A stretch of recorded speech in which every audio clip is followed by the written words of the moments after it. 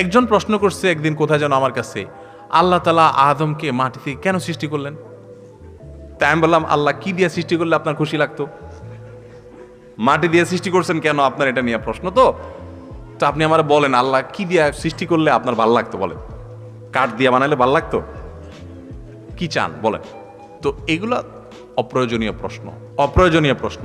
আল্লাহ রাব্বুল আলামিন কোনটা কেন করেছেন এটা যদি আমি বুঝে যাই সবকিছু, জু সমঝ মে আ গই ও ফির খুদা কিউ কর হুয়া, আল্লামা ইকবালের একটা কবিতা। যারে আমার বুঝে রপ্ত করে ফেলছে সে আবার আল্লাহ হয় কেমনে? বুঝেন নাই কথা?